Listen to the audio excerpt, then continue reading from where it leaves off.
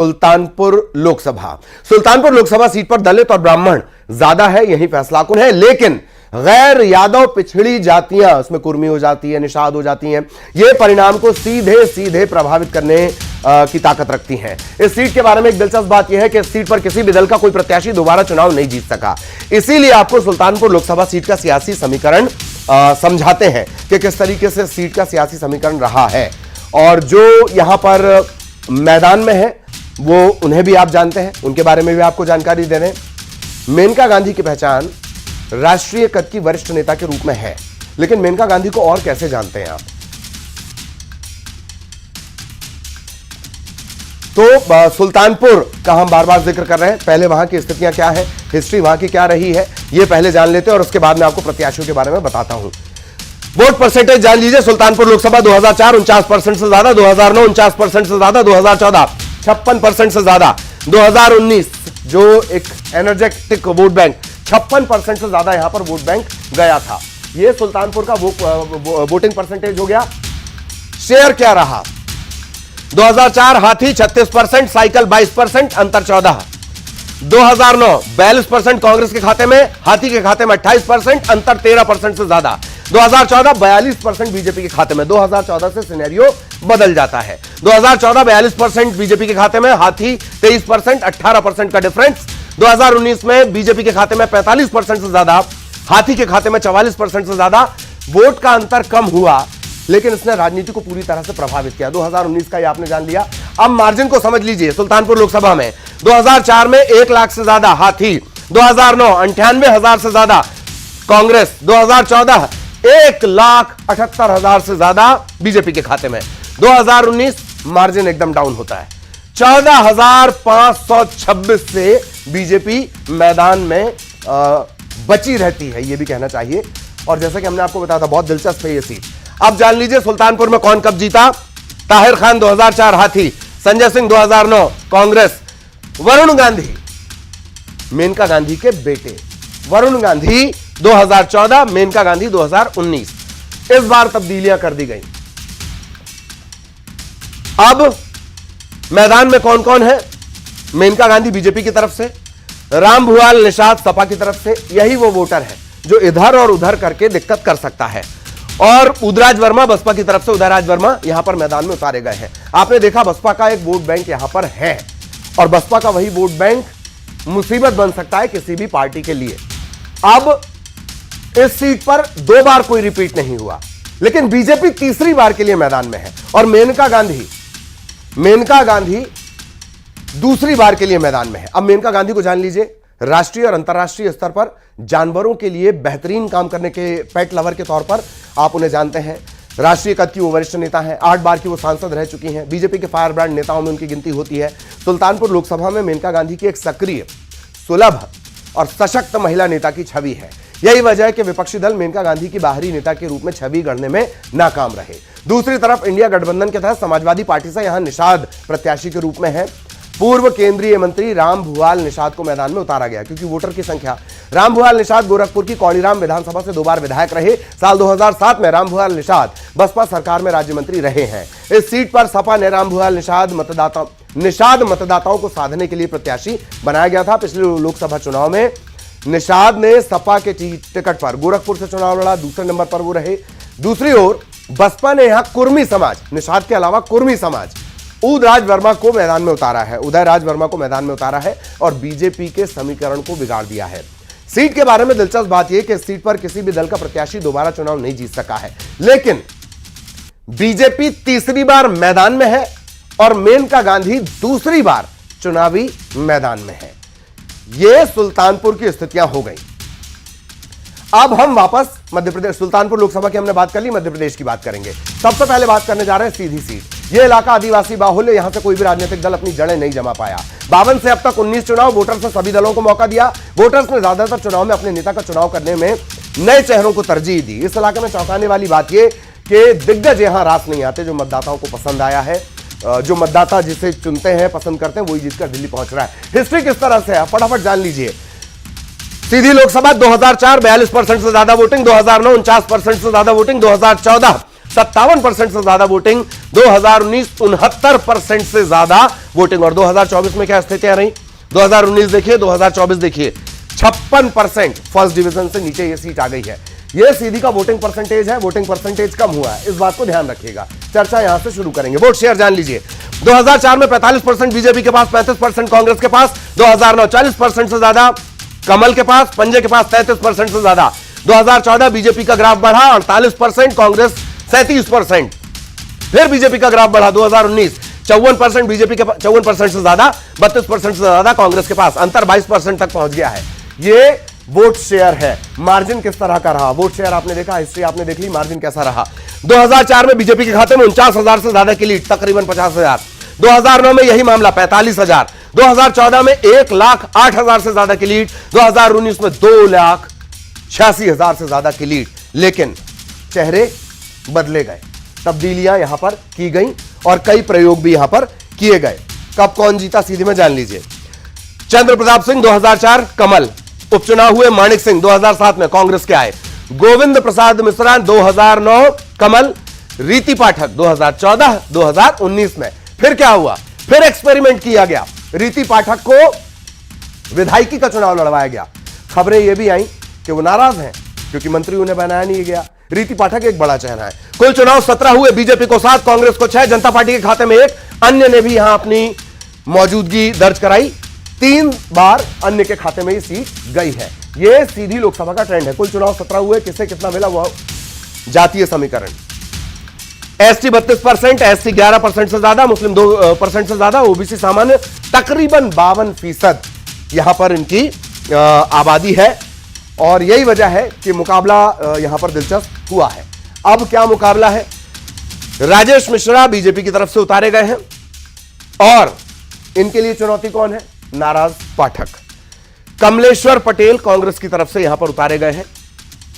आपने इन्हें देखा 2018 में जब सरकार बनी तब भी कमलेश्वर पटेल चर्चाओं में रहे। तो क्या वो मुकाबला दे पा रहे हैं सीधी लोकसभा से? ये स्थितियां हैं। अब सीधी में क्या 4 तारीख को नजर आ सकता है, क्या ये ट्रेंड कह रहे हैं? आदित्य सिंह राजनीतिक विश्लेषक हमारे साथ जुड़े हुए हैं, सत्यप्रकाश शर्मा साहब खबरों की सर्जरी, पॉलिटिकल खबरों की सर्जरी वो भी लगातार करते हैं, आप उन्हें देखते हैं, वो भी हमारे साथ जुड़े हुए हैं। एक बार चर्चा के लिए उनके पास आपको लिए चलते हैं। आदित्य सिंह साहब, पहले मैं आपके पास आना चाह रहा हूं सर, 4 तारीख को सीधी क्या कुछ नतीजे दिखाने वाली है? और सारी हिस्ट्री हमने अपने दर्शकों को बताई है। Aditya sir please.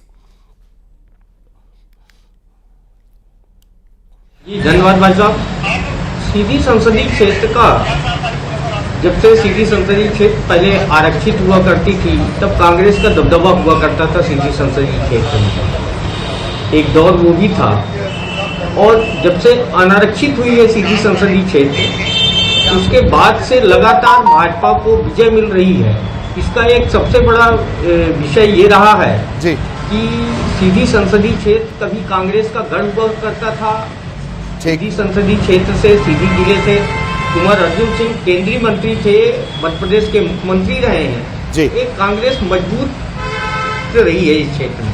एक दौर ऐसा भी था कि अर्जुन सिंह जी ने जब कांग्रेस छोड़ी थी और कांग्रेस तिवारी बनाई थी जी, तो एकमात्र ऐसा सीधी रहा है इस रीजन में कि कांग्रेस तिवारी भाजपा और कांग्रेस दोनों को हराते हुए कांग्रेस तिवारी के तिलक राज सिंह इसी सीधी संसदीय क्षेत्र से जीते थे। और 2007 का उपचुनाव जब हुआ था जी, तभी मानिक सिंह यहाँ का उपचुनाव, भाजपा की सरकार थी, कैबिनेट के मंत्रियों का डेरा था, माननीय मुख्यमंत्री शिवराज सिंह जी के कई दौरे हुए थे। हाँ। उसके बाद भी वो उपचुनाव कांग्रेस भाजपा की सरकार मध्य प्रदेश में होते हुए ही विजय हासिल की थी। जी जी, मैं इससे ये बताना चाहता हूँ कि कांग्रेस एकजुट रही है, कांग्रेस में कोई गुटबाजी नहीं रही है। ठीक है। तो इन विषम परिस्थितियों के बाद भी कई ऐसे चुनाव रहे हैं कि जो कांग्रेस ने जीता है जी, लेकिन लगातार 2009 से 2014 और 2019 के चुनाव कांग्रेस गुटबाजी के कारण पीछे जाती गई। जी जी, जो टिकट घोषित हुए 2009 ठीक है। 2014। हाँ, मैं आपको रोक रहा हूं आदित्य सर। एक बार सत्यप्रकाश शर्मा साहब के पास चलते हैं। डॉक्टर शर्मा, 4 तारीख किसे आप अपर एज में पाते हैं? प्लीज बहुत शॉर्ट में। सीधी सीट की बात कर रहे हैं आप? जी जी, सीधी सीट पर। सीधी सीट में इस समय जो माना जाए मेन कंटेस्ट बीजेपी और कांग्रेस के बीच में है। ठीक है। ये सीट कांग्रेस का स्ट्रॉन्ग होल्ड तब रही है जब इंद्रजीत कुमार पटेल और अर्जुन सिंह के बीच में ट्यूनिंग अच्छी थी, लेकिन अजय सिंह और कमलेश्वर पटेल के बीच में वो ट्यूनिंग खत्म होने के बाद कहीं ना कहीं कांग्रेस यहां गर्त में जाती गई। हालांकि ये भी कहा जा सकता है कि नरेंद्र मोदी का जो एरा है उसमें अच्छे अच्छे किले ढह गए। हालांकि 2009 में भी वहां बीजेपी चुनाव जीती थी, लेकिन इस बार जो कंटेस्ट है वो इंटरेस्टिंग इसलिए है कि ओबीसी वोट अगर कहीं कमलेश्वर पटेल की तरफ चला गया और नया प्रयोग भारतीय जनता पार्टी ने किया है, रीति पाठक को टिकट नहीं दिया है, ऐसे में क्या ब्राह्मण डॉक्टर मिश्रा को कितना सपोर्ट करेगा? दूसरी चीज, या भारतीय जनता पार्टी के प्रति कितना जाएगा? क्योंकि सीडी का एक कांड हुआ जिसमें भी कहीं ना कहीं भारतीय जनता पार्टी से ब्राह्मण हो सकता है नाराज हो जाए। अगर क्षत्रिय, मुस्लिम और ओबीसी का वोट मिलता है कांग्रेस को, तो ये सीट कहीं ना कहीं इंटरेस्टिंग रिजल्ट दे सकती है। लेकिन अभी तक जो सोर्सेस कहते हैं कि कंपैरेटिवली कांग्रेस की भारतीय जनता पार्टी स्ट्रॉन्ग मोदी के चेहरे पर वहां दिखती नजर आ रही है। जी जी जी, स्ट्रॉन्ग नजर आती है। आप दोनों प्लीज बने रहे, रीवा के बारे में हम जानकारी देंगे और फिर रीवा के बारे में चर्चा करेंगे कि क्या 4 तारीख को यहां से नजर आ सकता है। रीवा लोकसभा सीट, इन दोनों लोकसभा सीट के बारे में एक बात और है, यहां डायलॉग बहुत सोच समझ के मारना चाहिए, कभी भी किसी को माइका लाल नहीं बोल देना चाहिए। रीवा लोकसभा सीट की बात करेंगे। इस सीट के साथ एक अनूठी बात यह है कि नए नेताओं को बहुत मौके दिए। पूर्व प्रधानमंत्री जवाहरलाल नेहरू के निजी स्टाफ के व्यक्ति को यहां के मतदाताओं ने सांसद चुन लिया। बसपा को प्रदेश का पहला सांसद इसी सीट ने दिया। इसी तरह रीवा संसदीय क्षेत्र ने कई नेताओं को संसद पहुंचाया जो न शक्तिशाली थे, न राजनीतिक पृष्ठभूमि से रहे और न ही किसी बड़े परिवार से जुड़े हुए थे। फिर भी वोटर्स ने उन्हें अपना नेता चुना। अब हिस्ट्री पर आपको लिए चलेंगे, वोटिंग ट्रेंड सबसे पहले दिखाएंगे किस तरीके का रहा, देख लीजिए। 2004 43% से ज्यादा वोटिंग, 2009 48% से ज्यादा वोटिंग, 2014 53% से ज्यादा वोटिंग, 2019 60% से ज्यादा वोटिंग, 2024 में क्या रहा 60 और 24 में 49%, 50% भी ये जा नहीं पाई यहां का। रीवा लोकसभा सीट की हम बात कर रहे हैं, ये आपने वोटिंग के परसेंटेज देख लिए। अब आपको जरा वोट शेयर बता देते हैं। 2004 में 36% बीजेपी के खाते में, 29% हाथ थी, मजबूती देखिए। 2009 में 28% बसपा के खाते में, 27% कांग्रेस के खाते में नजर आते हैं।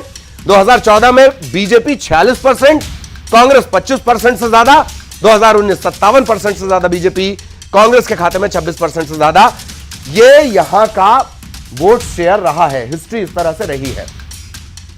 जीत कितने मार्जिन से हुई उसे भी आपको समझ लेना चाहिए। रीवा लोकसभा सीट 2004 में 44,000 की लीड बीजेपी के खाते में, 2009 में 4000, ये बहुत छोटी संख्या होती है, 4000 लोकसभा के लिहाज से बहुत छोटी संख्या है। 2009 में 4000 की लीड बसपा के खाते में, 2014 में 1,68,000 से ज्यादा बीजेपी, 2019 में 3,12,000 से ज्यादा का भारी भरकम मार्जिन बीजेपी यहां पर लीड करती है। 2019 की ये स्थितियां रही हैं। रीवा में कौन कब जीता वो जान लीजिए।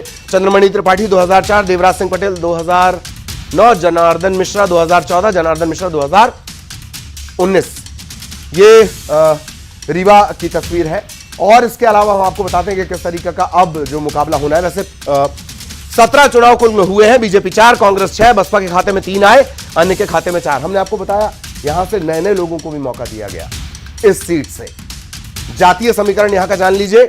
पटेल ब्राह्मण फैसला कुन स्थिति 5 लाख से तकरीबन 5 लाख, पटेल 2 लाख, 2.25 लाख, क्षत्रिय 1.25 लाख जिसको बोलते हैं, वैश्य 2 लाख, एससी 2 लाख से ज्यादा, एसटी तकरीबन 1.5 लाख। ये जातीय समीकरण की स्थितियां हैं रीवा लोकसभा से। मुकाबला क्या है अब? जनार्दन मिश्रा बीजेपी की तरफ से है, नीलम मिश्रा, पूरा नाम इनका नीलम अभय मिश्रा है, कांग्रेस की तरफ से इस बार मैदान में है। ये मुकाबले की स्थितियां। अब एक बार फिर क्या 4 तारीख को हमें क्या कुछ यहां नजर आने वाला है। आदित्य सिंह लगातार बने हुए हैं, डॉक्टर शर्मा लगातार बने हुए हैं। आदित्य सर, शॉर्ट में रीवा की अगर बात कर ली जाए, हिस्ट्री हमने आपको बताई, किससे आप अपर एज पर देख रहे हैं? Aditya sir please. रीवा का चुनाव इस बार बड़ा, मैं तो ये मानता हूँ कि रीवा क्या विंध्य रीजन का चुनाव, जो कांग्रेस पार्टी ने इस बार जो दांव खेला है, कैंडिडेट का जो दांव खेला है, सीधी में जैसे ओबीसी कार्ड उन्होंने खेला है, वही रीवा में उन्होंने जो ब्राह्मण कैंडिडेट का दांव खेला, वो भी महिला प्रत्याशी के रूप में, तो इस बार का चुनाव, जैसा कि क्षेत्र से लोगों को और राजनीतिक साथियों से जो जानकारियां चर्चा शेयर हो रही थी, उसके अनुसार से जनार्दन मिश्रा का काफी निगेटिव है। वो अपने लगातार के जो कार्यकाल उनका रहा है, जो चुनाव वो जीते हैं, उनका लगातार का कार्यकाल से जनता नाखुश थी, एंटी इनकम्बेंसी थी, और उनका कोई ऐसा एक्सपोजर नहीं रहा है कोई। और वो तो उनका पूरा चुनाव और पूरा कार्यकाल राजेंद्र शुक्ला जी के बिहाफ रहा है। हाँ। और आज का भी चुनाव अगर देखा जाए, टिकट भले भारतीय जनता पार्टी ने जनार्दन मिश्रा जी को दी है, लेकिन उसमें बैकिंग पूरी उप मुख्यमंत्री राजेंद्र शुक्ला जी की रही है। वहाँ प्रत्याशी जनार्दन मिश्रा भले हैं, लेकिन पूरी जो दांव और साख लगी हुई है वहाँ राजेंद्र शुक्ला जी की लगी हुई है। तो ठीक जी, चलिए मैं आपको रोकना चाह रहा हूं। सत्यप्रकाश शर्मा साहब लगातार बने हुए। डॉक्टर शर्मा, रीवा 4 तारीख जी। देखिए, रीवा में कांग्रेस ने एक बड़ा कार्ड खेलते हुए ब्राह्मण वोट को स्प्लिट करने का स्ट्रैटेजी बनाया है। देखिए, ये वो रीजन है जहां कास्ट पॉलिटिक्स बुरी तरह से घुसी हुई है। आपने देखा, कास्ट पॉलिटिक्स का ही कारण रहा कि वहां से 3 बार बीएसपी कैंडिडेट जीते। हालांकि 2 कास्ट, ब्राह्मण और कुशवाहा, ये बड़ा प्रभाव डालती हैं। इस बार उस रीजन में विंध्य क्षेत्र की 2 सीट्स, सतना और रीवा में, कहीं ना कहीं ब्राह्मण और कुशवाहा का एक ऐसा कॉम्बिनेशन देखने को कांग्रेस ने बताया है। हाँ। कि सतना में ब्राह्मण कांग्रेस के साथ जाए और कुशवाहा रीवा में कांग्रेस के साथ जाए, तो कुशवाहा वोट को और ब्राह्मण वोट को अपनी तरफ लाकर भारतीय जनता पार्टी को एक चैलेंज देने का प्रयास रीवा में किया गया। लेकिन जैसा कि हमारे साथी ने कहा कि वहां पर जो शाख है वो राजेंद्र शुक्ल की लगी हुई है। हाँ। वो डिप्टी सीएम है मध्य प्रदेश की सरकार में, और ऐसे में ये कहा जा सकता है कि अगर ब्राह्मण वोट स्प्लिट हुआ, हाँ, तो एक सहारा है, वो है नरेंद्र मोदी की लहर का, उनकी गारंटीज का, उनके डेवलपमेंट का।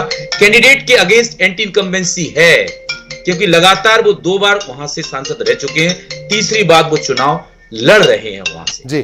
तो कहा यह जा सकता है कि ये रीजन वो है जहां फाइट तो हो सकती है, लेकिन मैं फिर कह रहा हूं, उस सीट पर भी कहीं ना कहीं भारतीय जनता पार्टी मजबूत नजर आ रही है। अगर बड़ा स्प्लिट ब्राह्मण वोट में हुआ तो कांग्रेस को एक बड़ी मजबूती उस सीट पर देखने को मिल सकती है। तो बड़ी मजबूती उस सीट पर देखने को मिल सकती है। और मतलब अगर दिलचस्प सीटों की बात करें तो 4 तारीख को यहां पर नजरें लगातार बनी रह सकती हैं। आदित्य सिंह साहब हमारे साथ जुड़े, बहुत बहुत धन्यवाद आपका। डॉक्टर सत्यप्रकाश शर्मा, आपका भी बहुत बहुत धन्यवाद। और जो भी आज इन्होंने कहा है, जो भी हमारे नेताओं ने कहा है, मैं बार बार आपसे ये बात क्यों कहता हूं कि इन्हें बहुत ध्यान से सुनिए। इन्होंने मध्य प्रदेश, छत्तीसगढ़ की राजनीति को, पॉलिटिकल खबरों की इतनी बारीक सर्जरी की है कि ये हमारे दर्शक को इतना समझदार बना देंगे। 4 तारीख को जब आप चर्चा कर रहे होंगे, एक एक सीट के बारे में चर्चा कर रहे हो हम लोग, कौन जीता, कौन हारा, कैसे कौन जीता, कैसे कौन हारा, आप चीजों को एकदम वैसे ही समझ जाएंगे जैसे नेता आजकल बोलते हैं ना, खटाखट खटाखट। इसी वजह से ये चर्चा हम रोज आपके लिए लेकर आते हैं। दर्शकों का भी बहुत बहुत